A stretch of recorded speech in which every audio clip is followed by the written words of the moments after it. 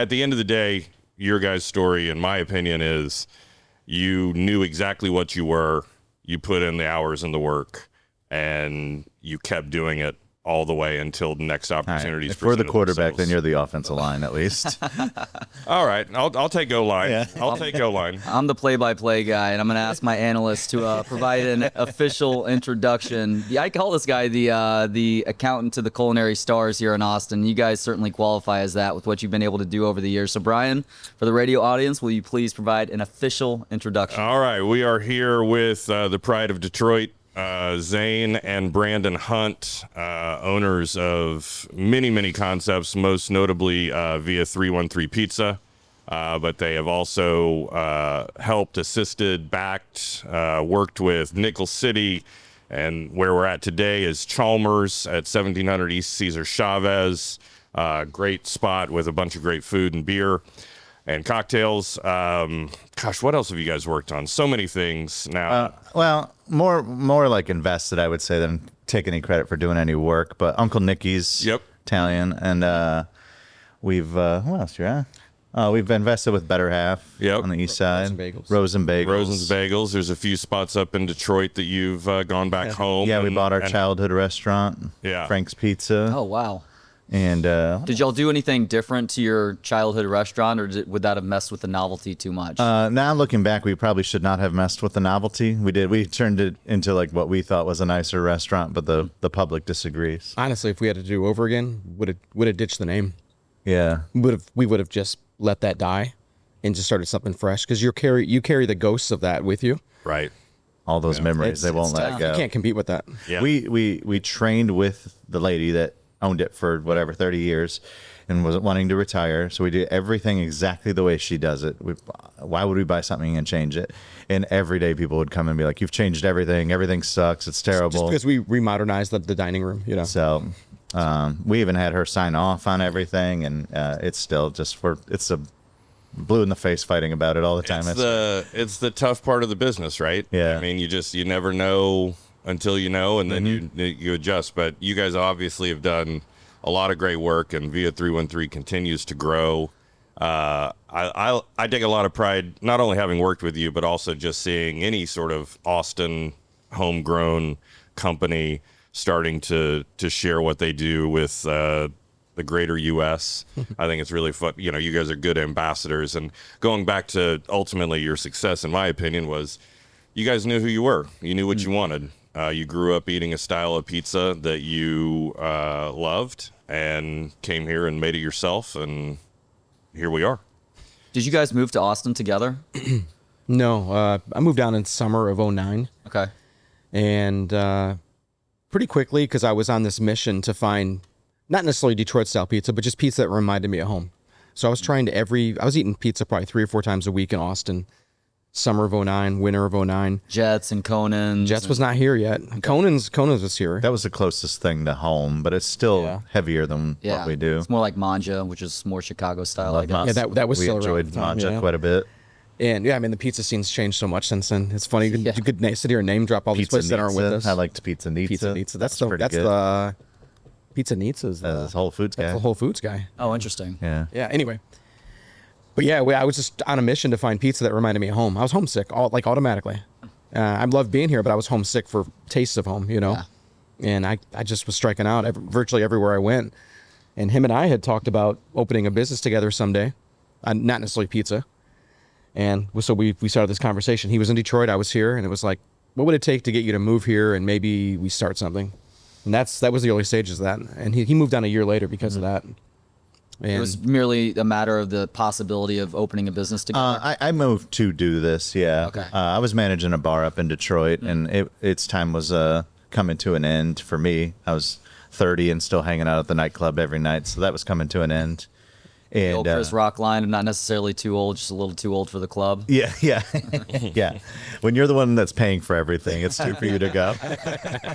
right. True. I felt like I was just, whatever. I'm not going to get into that, but I moved here to do that. Worked at Freebird's burrito shop there on South Congress. Worked there for a little bit just to get my feet underneath us until we finished up the business plan, and then we opened that food truck in December of 2011.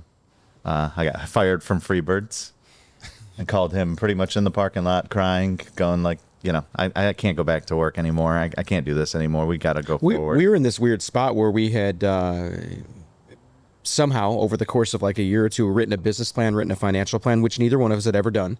So we didn't feel like we were doing it right because we had never done it before. But actually what we did was just fine. That's fine. In hindsight. And we were sitting on it because I had a day job that was paying the bills. I have 2 kids and a wife. Like everything's stable. Happy to be in Austin. And he's working at Freebirds. Freebirds is a good company. So we're sitting on all this stuff. And in the back of our minds, like we need to do this before somebody else does. It's always in the back of our minds. Like someone's going to do this if we don't. And I think that probably would have happened eventually. But yeah, I think we were trying to buy a restaurant. That was the main goal from the get-go, but we didn't have $500,000. That was the going rate at that time. Now it's probably $2 million.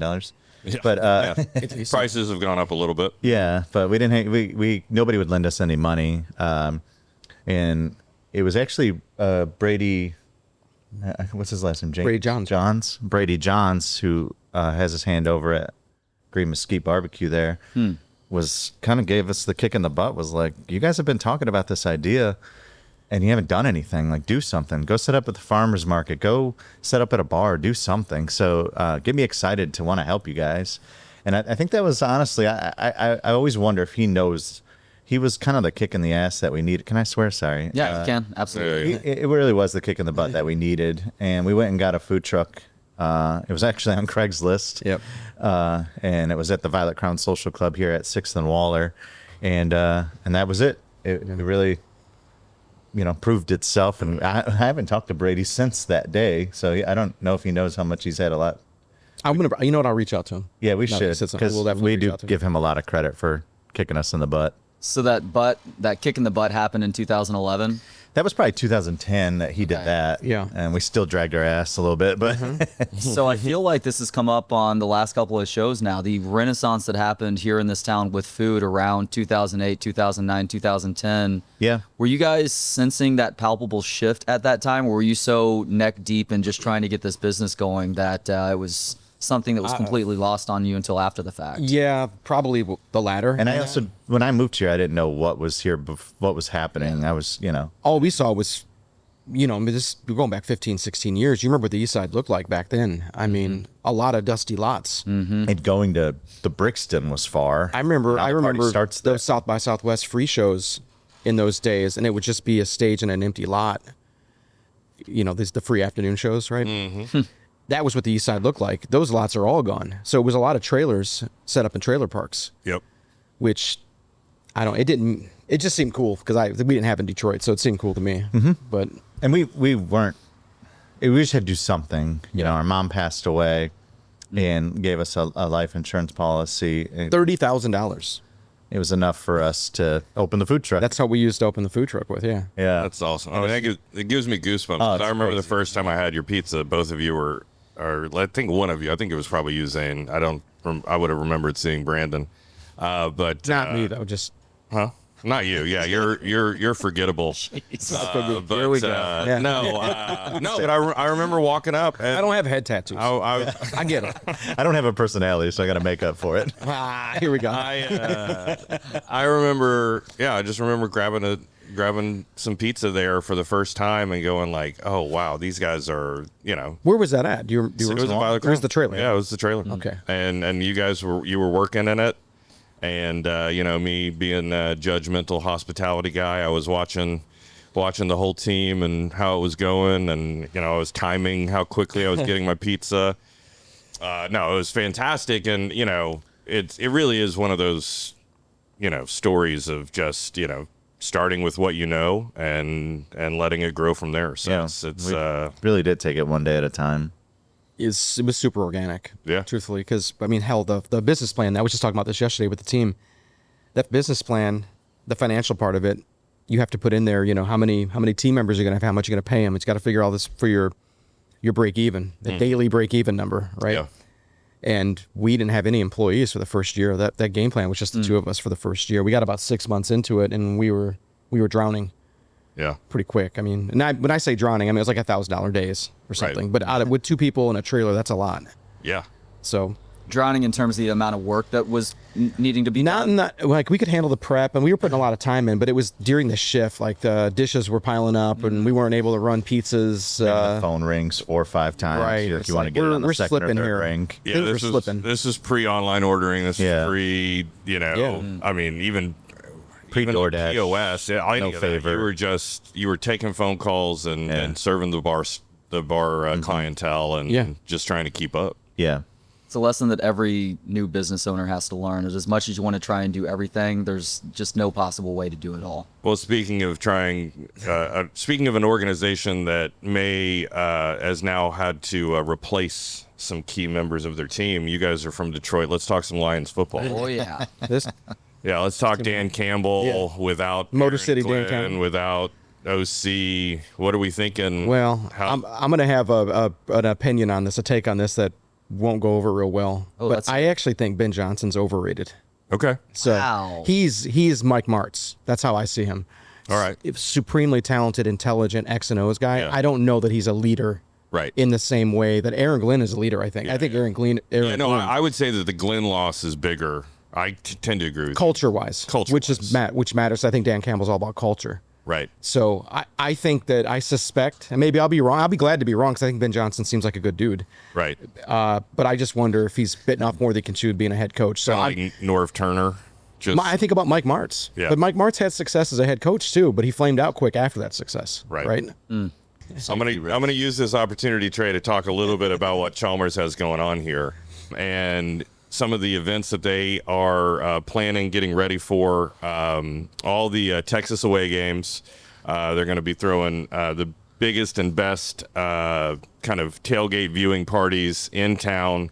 2 jumbotrons, 25 other TVs, tons of AC, tons of security. Just a really, really great place to come watch Texas away games and Texas home games for that matter. And Any games. Any Any games. And yeah. a cowboy pool too. You buried me here, Brian. Oh yeah, sorry. Yeah, Brett, the owner, is a Cowboys fan, at least for now. Oh, boy.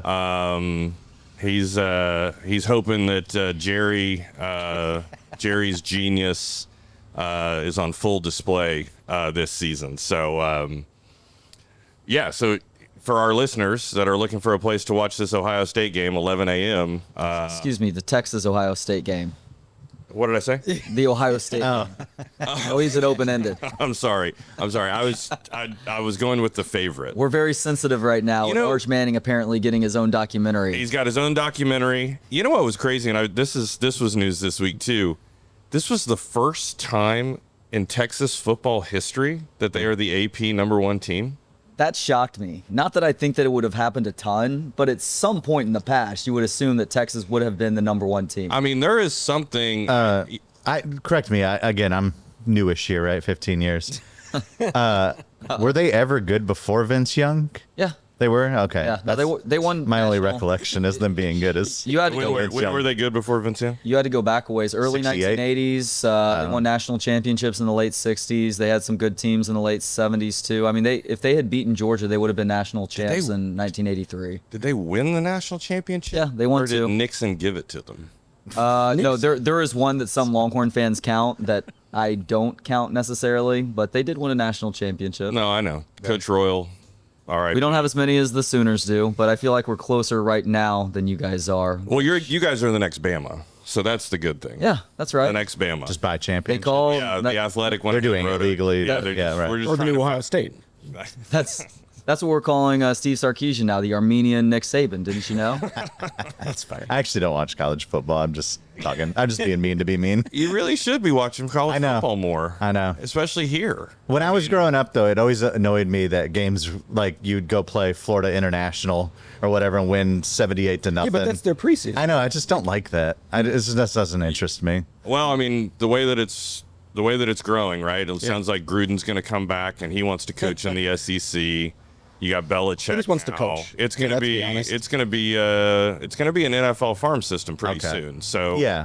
depending on And I am happy that they're getting paid. That always annoyed me too. At least for now. We'll see where that goes. Yeah. right, no, that's not going back. They're always going to get paid something. Yeah. It'll hopefully have a little bit better set of rules that we're all dealing with, because the NCAA just decided to completely wash its hands of everything right when NIL and the transfer portal really hit. They're like, we're just going to create a free-for-all and step back. And it's like, thanks, NCAA. We should just kick you out of college sports altogether. Certainly college football, which has happened now, and that's a good thing. But ultimately, I wouldn't be surprised to see some of these bigger conferences doing something different than what the NCAA has to offer, even though they do an adequate job of hosting championships, March Madness being the biggest, but I would argue that they've started to ruin that too by adding too many teams. So- It needs 68 teams in a 64-team bracket. Give me a break. Are we going to get to a point where it's just going to be like baseball, where it's just going to be the Yankees versus the A's every year? We're partially there right now. Yeah. In my opinion. So that's like another thing that won't interest me is like whoever's got the most money is going What does that really matter? When's the last time the Yankees won? I mean, True. Yeah, so what I think is actually going to happen is what pro sports has turned into, where it is a little bit more parity driven. I mean, NFL reached peak parity, I think it was 2 years ago that I noticed and started calling this out, where it's like, there really aren't a whole lot of dominant teams anymore. Like the Chiefs last year, Right. I think had 2 regular season losses. That was a very flawed football team. They made it back to the championship game. Granted, Patrick Got Mahomes is smoked. Pat Mahomes, but that was a team that I think in, let's say 10 plus years ago, that team is not sniffing a Super Bowl title.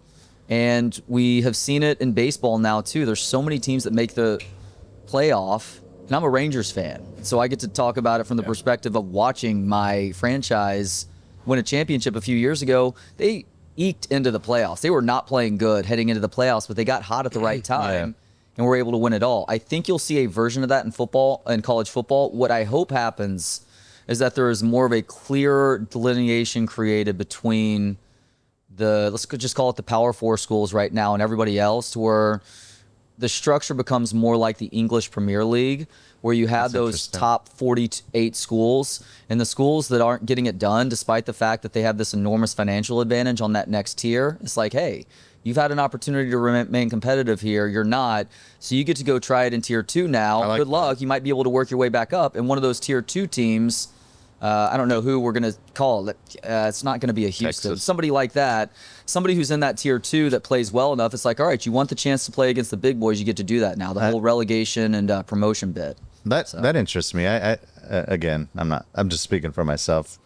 I think I would buy into that. Well, one game to buy into, and I kid the Texas fans, but the Texas-Ohio State game is doesn't get much better. very than that. intriguing. Yeah. And it's gonna be, I tune into the big. it'll be a great big game. We've 1 got- versus 3. And then, for me, I've got OU Michigan that second weekend, which is going to be an intriguing matchup. Early season matchups between blue bloods, powerhouses. It's so great to, What I like about this current system finally is that you can lose a game like that and your season's not over. Yeah. There was a period in college football where if you didn't go undefeated, there was no national championship on the table. Unless you had to get really lucky and you didn't control your own destiny. I like, obviously it's a long season, health matters, coaching matters. You've got freshmen coming in that are not ready to play college football yet, but by week 5, week 6, they start to be able to get on the field and show what they can do. So that is one benefit right now to the system is that a 9-3, hell, maybe even an 8-4 team can get hot, be healthy at the end of the season, and Because of the way hoist a trophy. Because of the way it's changed that we're talking about, and then you can get in with a couple losses now, at least into that playoff. Do you think that's potentially incentivize the bigger schools to take more risk earlier in the season with their schedules? Or has that not had that effect yet? That's the big debate right now. Yeah. And that's why the Big Ten, they're so off base with this rationale, but the Big Ten is clamoring for automatic qualifiers for Big Ten and SEC schools, and then the ACC and Big 12 to a lesser degree, because they have to play a harder schedule, even though I would argue that past the top 3, some years 4 teams in the Big Ten, that's a lot of mediocrity. Like you look top to bottom, I would argue that the Big 12 is a deeper conference this year than the Big Ten is. But the Big Ten does have the 2 or 3 best teams in either conference. So I think you'll see some schools zag away from those marquee matchups early in the season, but a lot of schools won't, including Texas, which to their credit was really one of the first to say, you know what, we want to play the Notre Dames, the USCs, and I think Oklahoma was pretty quick to this as well. Oh yeah, we played. I mean, we played Tennessee, we played Florida State, we Yeah. played Miami. Now we happened to catch Miami and Florida State and Tennessee in down years, but the schedules are 10 years out. And that's That's the right. hard thing. Is you can never accurately predict a decade away which teams are still going to be. No, I going mean, for Sean. trust me. We did not have Michigan when we put Michigan on the schedule 10 years ago. This was not the Michigan team. I think like a Rich Rodriguez was Yeah, scheduled we too. were Right. Warm-up game. we were licking our chops on Right. Rich Rod, and now we've got Harbaugh Moore Right. era. So I mean, I do think that ultimately, it is a business, and those games make money. Those games are what the fans want to see. I don't think they're going to go away. I think that there's probably some, the Hugh Freezes of the world, maybe, and some of these other coaches and ADs may shy away from it and try and game the system, but you're only doing yourself a disservice. Yeah. I mean, that's the other thing is, don't you want to beat the best? I mean, you want to play this, you want to play everybody at full strength, full health, know where you are, adjust, get better if you lose, and then when you hopefully meet them again in the playoff, take them down. That's right. Yes, except for that first week of the year. To me, that's a big lift. Oh no, the first week. I don't know, it's like, man. I I need Michigan playing like, Illinois State. right. Eastern Michigan or something, I mean, I don't know. It's like if you're that caliber of football player, You should be ready to go. To right me, it's like, gosh, the summer workouts and camp and all that stuff. no it's like, preseason though. I know, but it's like all I'd be thinking about is like 11 a.m. kick in the shoe, running out in the icy whites, which is a great uniform. Yeah, I said it, Texas fans. I like your white uniforms. The orange is gross, but the white is good. And showing the world what you got. I mean, bring it. And if anybody wants to watch that, you can come to Chalmers. You tied it back up. There we go. Nice. Yeah, Nice see how I segue. did that? A nice yeah, segue. yeah. I do want to give a quick shout out because there's some really good looking food options here at Chalmers. I forget the name of the taco spot. Descada. Descada That is looks here. insane. Yeah, I've they're never really heard good. of that mixture of meats and spices and whatnot. But Roll and Smoke Barbecue. Met Justin Yep. when we first got here today. He is the pit master for Roll and Smoke, and he brought some samples over. Brisket's not quite ready yet. I can't wait to try that because the sausage, which was made with brisket, no hock and cheese, was out of this world good. There's also a chorizo-based sausage link that was solid. Some of the sides that he brought out, the ribs. Yeah, so I was going to say, were outstanding. For these games, not only are you going to have Roll and Smoke and Descada, you're also going to have Palm Pizza, which is the pizza place across the street. And, Palm does have a setup here too. they will be here for the Interesting, games. okay. And then Woodneck Kitchen, which is a sandwich spot over at Dainty Dillo, right? Yep. And they're going to be here as well. So plenty of food options as well as, beverages and big screens. Some so, good-looking drinks on the inside menu too. Oh, yeah. I mean, gosh, it just makes me so excited for football season. Yeah, I seriously. mean, it is just the best time of year. I can't believe it's right. can't on believe our it's doorsteps, happening man. We got already. fantasy football drafts happening. We got all. I know. What do you? I'm not as informed. I mean, I just draft Sooners. So tell me. How's that work out? How's your record? I mean, Who's your first Sooner? I guess your first Sooner pick this year is CeeDee Lamb. If you my have to choose. team last year was Mayfield of Dreams, and we made the finals because Baker took us there. I like played that well. he keeps having success no matter who his coordinators are. It doesn't matter. Baker's the man. He's a gamer. Stud. He also just gave away his first walk-on scholarship at OU, his foundation. Nice. He started that, so still giving back to the university for walk-ons since he was a walk-on. So Has he figured out a way to defeat his most difficult opponent yet? what's that? The retaining wall. He's fine. He's doing just fine. He's doing just fine. The last time an OU quarterback had to issue an apology or something on a notes app, he ended up winning a Heisman. So it speaks well for Mateer's Heisman chances after his gambling, his Venmo transactions. Okay. Hold on. We will get to that, I promise. But I want to stick with fantasy football in a Okay, second yeah, because me I'm too, with me you too, on 'cause the I don't know- absurdity of people overreacting to that. But you guys are both fantasy football players. Yeah. Okay. If you have the 1-1 pick in this year's draft, who are you taking? It depends on the format. There you go. Let's. Okay. It's cop out. Oh, my fantasy league. They asked it a me dynasty to league? let them know it's not a dynasty league. We're Okay. going a straight up draft league. up draft. And my league still goes PPR, even though I think it's silly. A 0-yard catch should not count as a single point. Why aren't we giving bonus points to running backs for Well, you're gonna carries? I think you're going to see a shift in that in the coming years. I think we probably will be Right. too, but my league is so anti that it amuses me because it's like, and the excuses that are given are it's hard to catch a football. And also, well, I'm studying for PPR in my other leagues, and so my wife is going to be really upset with me if I have to study for a non-PPR league. It's like, How just much get the time are you putting in on this? Yeah. Just get the non-PPR list from whatever Draft Central site you're using, guys. But I'm the crazy one, apparently. So let's call it a PPR league. Okay. Who's 1-1? It seems like Jamar Chase is the guy that his name keeps coming up over and over I again. think there's an argument for Bijan too, but Jamar is probably who I would go with. Yeah, that's where I'm at. I usually call him when I'm up in the draft. Jamar Chase. And I guess. yeah. The reality is, as we know, we've been playing fantasy football and watching fantasy football our whole lives, pretty much. Long time, 20, 30 years now for me on fantasy football. Whatever the 1-1 is won't be the 1-1. You're better off picking somebody Agreed. that's lower down in that list, and you'll probably got a chance to get the one pick right there. I know I have the But- 8th selection this year. That's the best spot in my opinion. People say that. I would rather have a little bit more certainty. I like 3 or 4 because at least I know who I get to target at 3 or 4. 8. It's a lot of pressure at one. Am I going to have Christian McCaffrey as an option, and do I want Christian McCaffrey? Nah. The minute you sleep on him, though, he'll return to form or something. That's Like what that's happened with the risk. Saquon Barkley last year, where he was Right. being taken in the 2nd round, and all of Yeah. a sudden he just has this enormous season. Yeah. I mean, good news is that there's those top 10. There's usually 2 dogs in the top 10. Yeah. Like, got to stay healthy. You just got to stay healthy. It's the name of the game, staying healthy and in any level of football. I'm usually more afraid of picking one of those guys that get injured, which you can't guess, or somebody that just ages out. Right. That's in that top tier. Yeah. Derrick Henry's in that category right now, right? there's a risk there. He's 31. It's like not many running backs keep it going after the age He's of 30, amazing. but he also had a massive year last year when everybody started to write him off. In that Wow. team, that offense, I think he'll be fine. I mean, I'm such a homer.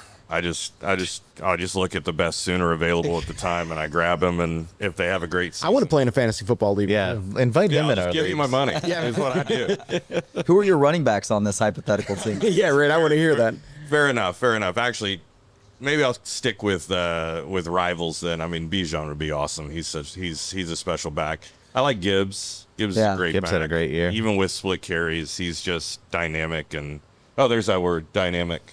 He's almost as dynamic as Arch Manning, is what I'm being told. We had to look up the definition when we were talking pre-show, Brian, because who was it? Paul Feinbaum, who said Arch Manning is going to go down as one of the most dynamic quarterbacks of our lifetime, of a generation. That's nice. Set the bar real low. Yeah. It's great. I mean, look, as a Longhorn fan, I suffer from something called University of Texas Stress Disorder, or UTSD. Far too often in the past, the slightest bit of preseason or even regular season hype Urinary tract infection? goes.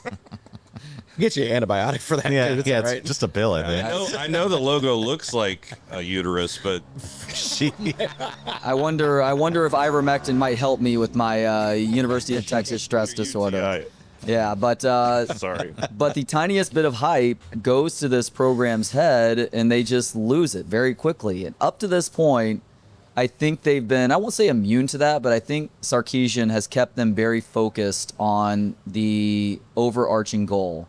And it was going to keep them from buying into that rat poison too much, as Nick Saban liked to say. But with the hype machine that is starting to build around Arch Manning now, I'm getting a little bit worrid. No, don't With be. this, And then putting them at number one, like No, it no, just no, no, starts no. to. I don't even mind the number one thing. I think that this defense is Yes. elite and is going to go a long ways in helping them be undefeated, certainly going into the Florida game, Yeah. but possibly even the Oklahoma game. And if they get there, then there is a good chance that they may not run the table necessarily, but they'll finish the regular season with maybe just a loss or two, because I think that the defense is going to be so good that it's going to allow the offense to get its legs underneath it. And I do think Arch Manning has the potential to be a great quarterback, but there's a lot of unknowns there too, not just with Arch, but just on the offensive side of the ball on the whole. What you're describing almost to a T is what U of M, Michigan, went through a couple years ago when Right. they had a young McCarthy take them. Now, he had a good season, but he didn't carry the team. Yeah. He was good. Oh, that's what I'm saying. It's like But that defense was stellar. Arch Yeah.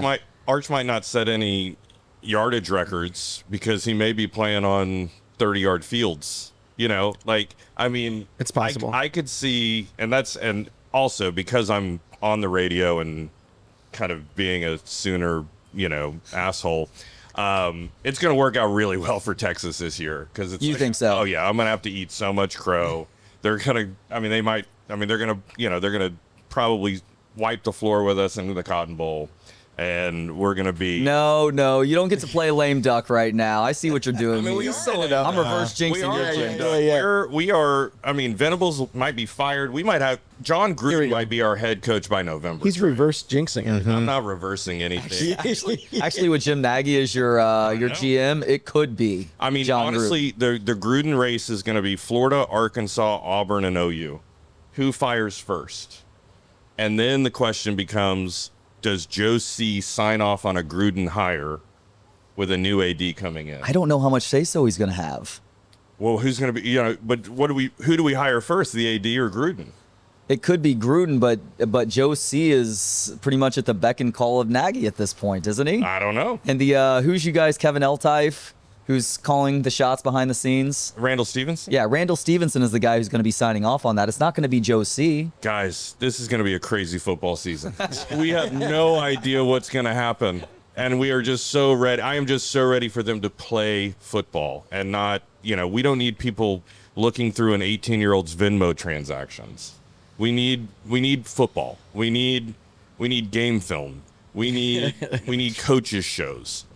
Can you please explain to me the sanctimoniousness that goes into sports fans getting on a kid who, even if he was paying off a bet on a college football With his game, friend. with his freaking friend for whatever the amount is. I don't even care what the amount is, but the sanctimoniousness that goes into trying to tar and feather this guy for something so innocuous. I mean, give me a freaking break. And I say that as a Texas fan also. It was, the best thing to come out of it is the new nickname, Moneyline Mateer. That's good. Maybe worth it now. Yeah, no, but it's, let's be honest. Where did that start? It started on Twitter. And, you want to talk about kind of the Cesspool? Okay. Cesspool or just, Good word for it. just, again, it's like a place where where anybody, including fake accounts, can fire off things and have no accountability. Yeah. And so, that's just part of the world we live in. It's not going anywhere. It was always there. It just wasn't, it just couldn't catch fire. And we're the ones that are sitting there scrolling. I'm laughing at all the memes and retweeting all this. I'm part of the problem. But again, all that goes away when John Mateer throws an interception and people start to say, well, why isn't Michael Hawkins playing?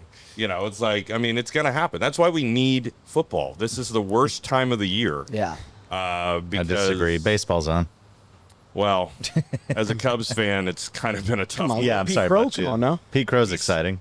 It's a stud. His August has been terrible. Oh. He's got like 3 hits, and the Brewers have won 12 in a row. Yeah. The Tigers aren't breaking any records in the last couple weeks either, but it's They still look like a baseball vanilla season. team right now. But I will shout out again last you. night to Cade Horton, the Sooner. Yeah. He had 20, I think it ended at 27 innings of scoreless baseball that he had thrown. He had a no-hitter going into the 6th until Pat Hughes jinxed him. I was listening, and he was like, oh, funny enough, Cade that hasn't given up a base hit. Yeah. And I was like, Pat, what are you doing? Literally the next batter. Oh, jeez. It happens a lot. To the 9 hole. Yeah. Don't get me started on Pat Hughes. I know. But I was thinking about it last night because I was doing the dishes, listening to the game, and I was like, now I'm mad at Pat, and I can bond with Trey over this. But And you're always looking for reasons to bond. Yeah. always, I'm a Collections. lover. Except on Twitter. That's where I'm my surly self. Now, apologies if I'm incorrect on this, but the Tigers have been pretty good this year, correct? Overall, yeah. Okay. Yeah. They're probably, like you were talking about parody earlier in Yeah. what you're referring to. I don't know what All sports, just NFL, all sports, yeah. really. Everything, yeah. But yeah, it's kind of like the college football discussion. You can come out of the gates red hot. It's a 162 game season though. Does it really matter in the end? I think if you get hot down the stretch is really what matters. Do they have the arms for a playoff run? I like what they did at the deadline, to be honest. I know a lot of Tiger fans, well, we get into this discussion. There's a certain amount of fan base, a certain section of any fan base, whether UT, OU, whatever. Cubs. They're unhappy no matter what happens. Right. You know these types. Well, the Tigers fans that are unhappy no matter what they do were very critical of everything they did at the deadline, and we both like what they did. They made low-cost trades. It's crafty. Will all those acquisitions work? No, but they're not supposed to. All you need is some of them to work. Right. Charlie Morton, he could still pitch. He's crazy. He's the second oldest player in baseball. I mean, he's looked good. Paddock, he's an innings eater. He throws strikes. Finnegan. I like that. Finnegan from Washington, he can close. These are low-cost moves, and the other guys too. Montero, the old Astro closer reliever. I don't know what he's got left in the tank. Cole Hewer.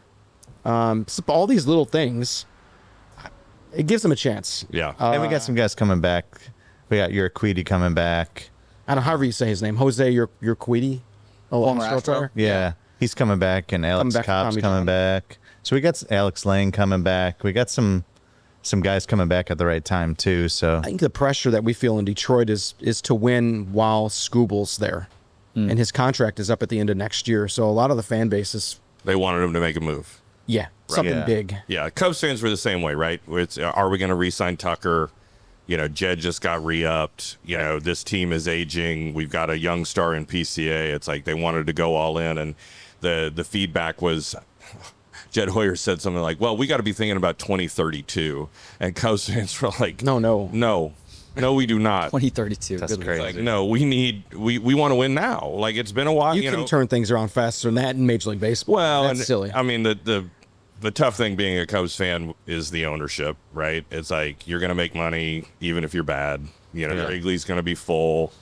You're going to sell, tons of everything you need to sell. So, I'm ready for. I like this team a lot. I wanted us to get a bigger arm, but it sounds like the one arm that we wanted to get, which was is it Gore? Who's Mackenzie Gore? Yeah. Mackenzie Gore. They wanted Cade. And Cade's, I mean, like I said, he's just thrown 27 innings of scoreless baseball. Yeah, I think the asking price was too high across the board, and the people with brains backed out. Yeah. And, the Twins are, who? The Twins traded their whole bullpen. They capitalized. I looked at it this morning, their top 10, 4 of their top 10 prospects they got at the trade deadline this year. Yeah. So they're stocking the Cubs. Yeah, and the A's, too. The A's are loaded because it'll be interesting with the Cubs because they still have, like, the second or third easiest schedule left. And we've got next week a huge 5-game home series with the Brewers, which we got to win probably 4 of them. Yeah. Otherwise, we're starting to scrape for wild card spots.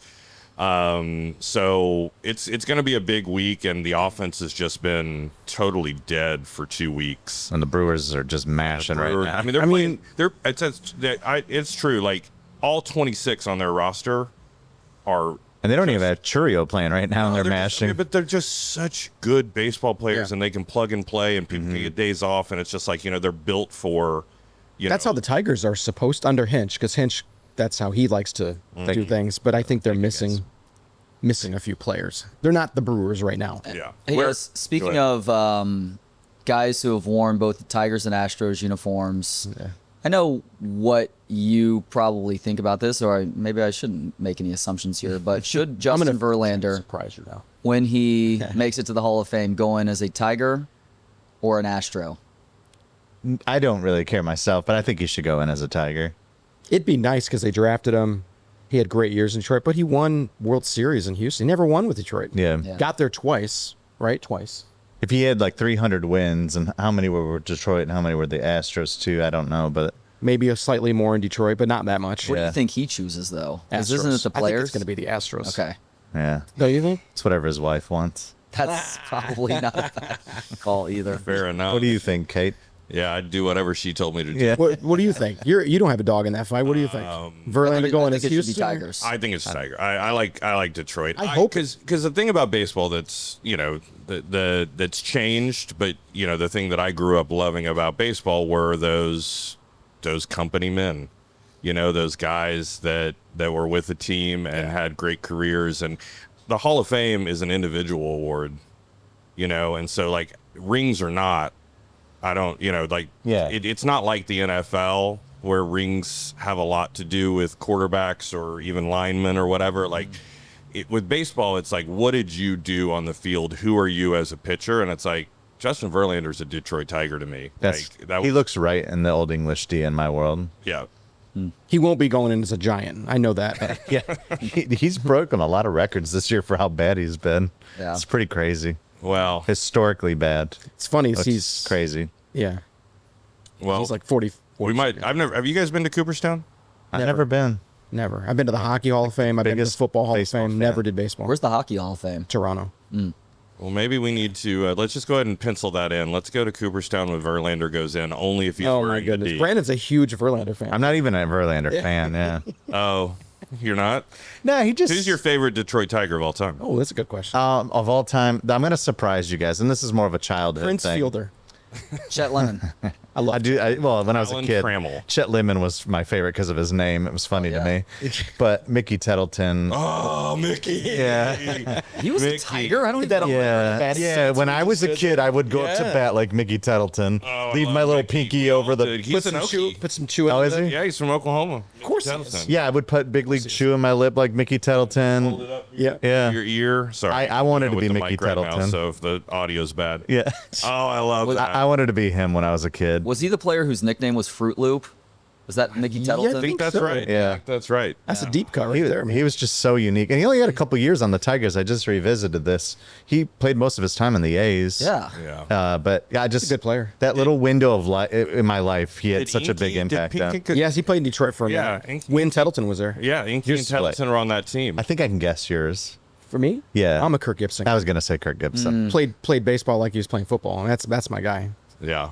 But remember Pretty your as hell. first CPA was a big Kurt Gibson fan. Yeah, Larry DiFiore. Oh, yeah. Oh, Larry Larry's DiFiore. He's Larry's the a great best, dude. man. Yeah. When I first started working with you, we would do, we would do video calls. It was early on in the He had all video the call Michigan world, State and he had stuff. all his Michigan State, Kurt Gibson stuff. Larry's the best. Yeah.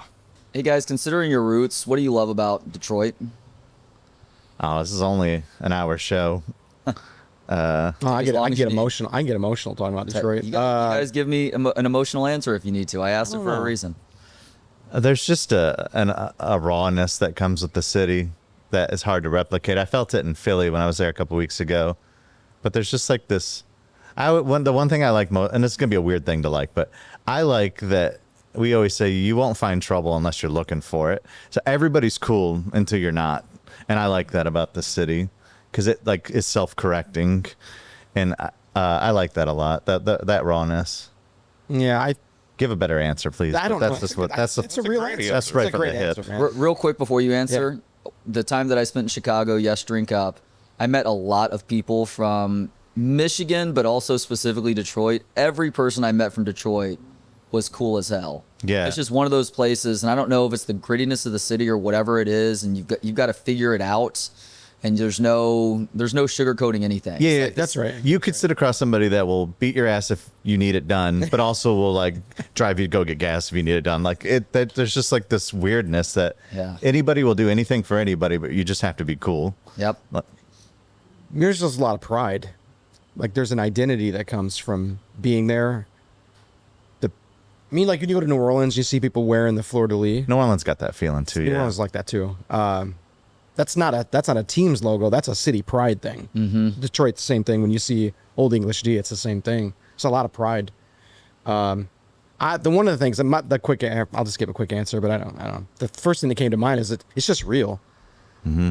I don't think people care whether something's positive or negative. They just want it to be real. And that's how we are. That's how we like to be. I mean, I'm not saying we're 100% real all the time. Try But to that's be. what we strive for. Well, you painted it on the freaking restaurant, like genuine. Yeah. Yeah, it's trying to be real. I don't want fake good. I'm not interested in that. I want real. I don't want anything sugar coated. I'm not interested in that. And that's a very Detroit thing. I didn't realize that till I left.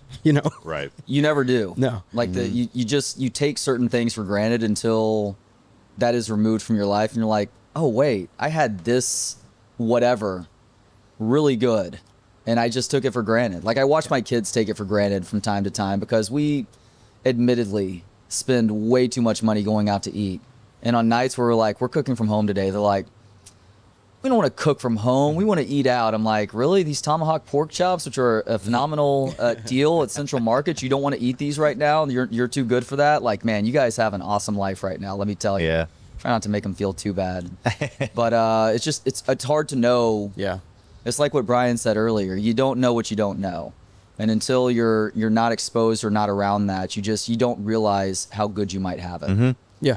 Well, and that's why I think, the beauty of the hospitality industry, right, is like you get out in your world, get out where you live, check things out, Yeah, look people in the eye. There's be things real. that exist what? here. Well, I mean, yeah, there's things that exist here. I feel like Austin has rounded me. It's made me be a more thoughtful, kinder, slow down person. That doesn't, Detroit is rough. It's suck it up, rub some dirt on it. And Austin, it's got a softness to it that has softened me in a good way. If you guys were to tell somebody going to Detroit for the first time, because I've never been to Detroit before, so I take my family to Detroit for the first time, what would you tell us to do? We'd have to give you a tour, like a Google Map starred, because everything is kind of spread out. Yeah. Yeah. But So man, rent a car is the first thing? Yeah. yeah, Okay. Yeah. rent a car. It's, Well, the ethnic food's Yeah, it's- incredible. There's so many ethnic enclaves all over the place that are real. That's not The like a white DIA. person's interpretation of Right. like we have here. Right. Yeah. It's not a There, it's fusion. real. Yeah. No, I mean it's just it's different. not Larry Foles. I'm not Larry naming names. Boy. I'm just I'm just saying kidding. it's not the same. I'm kidding. He kills it. He does a great job. I agree. But I mean, there's The DIA, too. Yeah, or That's our first stop always. What is museums. DIA? The Detroit Institute of Arts. I think there's when the city was going through bankruptcy in '08, they had actually considered selling off because there's almost, I think it's $2.5 billion or $3 billion worth of art in there. It just keeps going and going. It's incredible. I think going to sporting events, you get the feel for what the Detroit fans is. are like, what Detroiters are like. That's because it's different. You just kind of experience in Philly. You see Yeah, that- Philly. That's what I said. When people ask me my favorite baseball stadiums, I'm going to start ranking them by architecture and experience because the Philly stadium's nothing special, but Yeah, that yeah. experience is a top 3 experience I've ever had at a stadium. because Philly's passionate and they real. They live and die by baseball, and Right. it was pretty awesome. Brian got cussed out by an old lady because he was being too passionate. Yeah. At the Sometimes. Cubs game, nobody's there to watch at the a Phillies game. game. Oh, As a Cubs fan, though, were you rooting for the No, Cubs? I was rooting for the Phillies. I was cheering for Bryce Harper, and this old lady just looked at me and said, "Can you sit down?" oh. I see. I took a video, and they weren't sitting down from the 7th inning on. It was like Game 7 of the World Series, and they were already winning. Like, sit down. This was late in the game. I think I just caught her on a bad day, and Yeah. you know me when I get a little hot. I like it. I I think that's why we like you. If you like sitting down during exciting games, you should go to DKR and sit on the west side. Yeah. There's a lot of sitting, a frustrating amount of sitting, in my opinion. not anymore. CBC's fixed it. Oh no, Now that, fixed. that hasn't been fixed. It's impossible to fix something Every where donor everybody's section, glued to their every seats. donor section can stand up. Your banter's great. Yeah. What do you mean? Your banter. You guys Oh, the banter. two of us. Well, Yeah. we've been doing it for a little bit. Yeah. It's why we thought it would be a good idea to do this show. What before that episode David is Cross. this? Yeah. This is episode number 4. 4. 4. So we're in the top 4 of your guest list. No, That's good. We're, No, I'm we're, joking. he was desperate. He's No, like, I please know, help me. Yeah. I know. If I didn't run into Brandon at the coffee shop 2 days ago, this thing isn't happening. Well, we've been Thank throwing it goodness. around for a He's like, minute. I forgot about that guy. No. Yeah, right. No. To be honest, I know that the opening weekend of college football is big in town, and and Chalmers and everything that y'all have planned here was on my radar, and then I was like, oh man, I did just see Brandon, and it would be great to talk about all the things we have had a chance to talk about. We always wrap up the show talking about food wrecks, right? It's called Austin Supper Club, so we're always asking our guests, where they've eaten recently or where they love to go out to eat in town. So let's start with Brandon because I know he's a man about town. What's the spot that's really talking to you right now? I don't know. I'm not out and about as much as I was. And it doesn't have to be in Austin, but preferably. Yeah. I think right here. I think Toscata does such a great job. I'm glad that they're here finally. I'm trying to think. I'm a little late to the party on some of these. I just found out about Taco Deli. I finally found out the thing that I like there. The right thing for What's me. that? The mole taco. That is just perfection. Yeah. I really enjoy that. true. Yeah, I'm a little late to the party on that one. I'm just such a creature of habit. I go to El Chile a ton on Manor there. Yeah. That's awesome, one of my favorite spots. I love that. How about you? I'm gonna give the most boring vanilla answers that you could imagine. No bad answers. Because I am I'm totally about comfort Yep. and about routine. Okay. I do not veer outside of my routine that much. Okay. So like new restaurants open and I got to hear about it from him and I'm like, I've never. I heard of also this place. think like I don't. the thing we were talking about on the way last night a little bit was it's getting to the point now where it's so hard to do business in Austin for a host of reasons, right? Rents are high, taxes are high. I don't know how much stuff is opening from the heart. You know, like how many chefs from Austin are actually able to open a restaurant right now? It seems like everything for me that's been opening lately are just big restaurant groups from out of town. And I'm just not really interested in supporting that a ton. I know Fish Shop just opened, but I haven't been able to get over there. That's a local Big chef. fish guy. Well, I've heard good things. I've heard Yeah, that, no. you know, I know he's a local chef. That's Bill's Oyster. I really enjoy Bill's Oyster. Daniel Berg does a good job over there. I'm sorry to interrupt your No. question. I'm just some things are starting to pop in my head, but I mean, look, I eat a lot of pizza Yep. and I eat a lot of Via, but I don't want to, plug Well, that. yeah, But well, via 313. But dude, Don't steal my answer. I think Love Supreme's doing a fantastic Nice. job. I'm a Love Love Supreme. Supreme. Yeah. Yeah. Ron Maynor. Yeah, I love what they're doing. What type of pizza is it? I mean, it's a hand round. It's not New York 'cause it's not big enough. But man, the cheese is honestly when their pizza and I've never had a bad pizza there. But Yeah. when I get a cheese pizza there or something, margarita or something, it reminds me of Frank's. Oh, really? It hits me. It hits that flavor note, and I'm like, oh, this reminds me of home. They're the nicest people too, Ryan. Over Yeah, there. you know them. Yeah, they're so nice. Great people, man.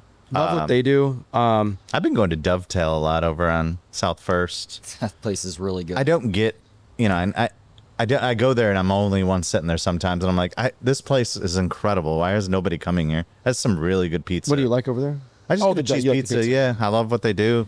All the appetizers are good. The desserts are good. Serve a massive salad also. Yeah. For a relatively modest price, and I think most everything is like locally grown. I think you can get in and out on lunch for like $15. You know, they got good chicken parm sandwich at lunchtime. Baldanucci's. We go to Baldanucci's. killing it with their Roman pizza. Good pizza place. Good people. Chili's. I mean, Fuck.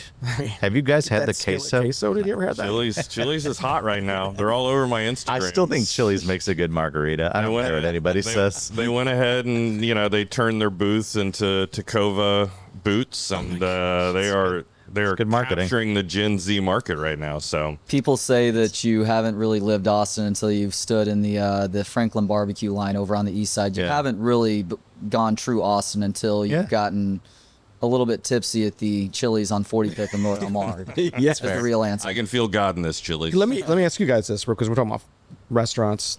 We all mutually love barbecue, I'm sure. Central Texas barbecue specifically. Who's doing? I mean, aside the places that we know about, we all have like the same something new, something that surprised you recently on the barbecue front. Oh, I mean, just this morning. I mean, we just Well, they rolled do a in killer here. job here. I had never Roll and had smoke. I had never had roll and smoke, and Justin brought us some sausage and some ribs, and we were talking about it before we started recording. We are talking about being lucky from of where you are. Yes. Is the craft behind it now. It is hard to find people that are not taking time and care with their barbecue and really putting out good products all over. Everybody here does good brisket. It's about some of the other things, the other meats, the sides. Yeah. I'm very much a creature of habit, and my family goes here a lot. So like Style Switch Yep. does a lot. Oh, really he's the good. best. Love Shane also. Yeah, KG Barbecue, which is not too far from here on the east side. They do something very unique. The Egyptian. Texas Interstellar. barbecue fusion. Interstellar. If I could ever get in, Yeah. I've been struck out. And then there's a new place there at Batch called Parish. And Holden was working with Johnny at Interstellar, and now he's doing his thing. And apparently our co-host, who isn't our co-host, wherever Matthew Odom is, really liked the ham. Apparently he's got a ham. So it's behind Batch. yeah. Yeah. So Bummer's over at Batch too. So yeah. Yeah, there's all sorts I was of at good Batch stuff like going 2 on. weeks ago. I didn't know My this. best thing that I had this week is actually not from a restaurant. but it's something that I've wanted for a long time. It's very popular in Canada. All dressed chips. Oh yeah. Distribution finally came from Lay's to the local convenience store, and I had a bag of all dressed with Are they like voodoo chips or nothing like that? a little bit. There's like sweet, sour, tangy. Okay. Like it's it's It's an basically- explosion. It's all. I don't know if I'm ready for it's all that. dressed. So ketchup chips are popular up north, as are That's disgusting. all dressed. So when Okay. when I fly out of Austin tomorrow, I fly back to Canada. Ooh. I go back to Ottawa. My son's going to school there. That's so, right. I'll be looking for those chips. Now, All right. Yeah. they're not on my radar. They are now. Text me. I grab didn't some know about all-dressed that. chips. We're just eating a lot of poutine. You got them at HEB here? I got them at the convenience store Okay. on airport. I'll keep and my eyes done open. by the kids' school. But that was the best thing I've eaten recently. I mean, The all dressed chips. the all dressed chips. Okay, that's all that's right. my rec. All I'll right. find you some all dressed chips. Well- Not that Lay's needs more business, but Yeah. Glad you asked the barbecue question because I've been thinking about KG barbecue for a couple weeks. So to give love to Style Switch, which we give Yeah. way too much money to, also KG barbecue are good answers. But and I promise I'm not just saying this because you guys are sitting here. The word hero is thrown around entirely too much these days. But when I told my kids that I was talking to the guys who were responsible for Via 313, I was looked at as a hero in my household. So thank you guys so much for the time today. What a I'm not even letdown. kidding you when I What tell a you letdown. we have 2 birthdays. We have 2 birthdays coming up in the next month, and we have spent, I want to say, 3 or 4 birthdays each going to the Via on Guadalupe. Big fans of it for a long time. I know everybody is all about the Detroit style, and I like the Detroit style too, but my sad old guts at the age of 47 don't do well with food that's a little bit heavier like Yeah. that. I pay the price for the rest of the day, if not a couple of days. I've said this on the air for a long time. Y'all's bar style pie, I think, is the most underrated thinner crust in Yeah, the city. thank It's you. outstanding. Y'all do the right kinds of pepperonis too. Those little Yeah, pepperonis that's that what we had pull for up, dinner last night. turn into little grease bowls. So I go double, if not triple, pepperoni. And so y'all do a fantastic job, and I can't Appreciate wait that. to try Chalmers out now too. Embarrassingly, I have not been to Nickel City or Little Nicky's yet, but I Uncle promise. Nick. Uncle that's- Nicky's, but Uncle Nick. Little Nicky's, Nicky's is the Adam excuse me. Sandler movie. Yeah, It's Little Nicky's. just perfect. That's But I think we're getting a sequel there, and we're probably no. getting more Uncle boy. Nick's. Yeah. They're both growing. Go and away. exploding. So guys, thank you for everything that you've done over the years. And again, I'm not exaggerating. Since I've first learned about the types of dudes that y'all were after eating at Via and looking a little bit into the background, y'all have been on my list of people that I've really wanted to talk to in the city. So this is a real thrill for me right now. So thank y'all so much for the time. That's and too kind. best of luck to continued success in That's the too future. kind. I didn't want to talk to him, but here we are. Yeah.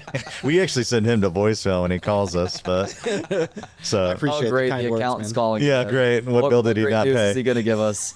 Yeah, you guys have done it right, and always happy to spend time with you. So Wow, thanks thank for you, coming guys. on. Thank you for having us.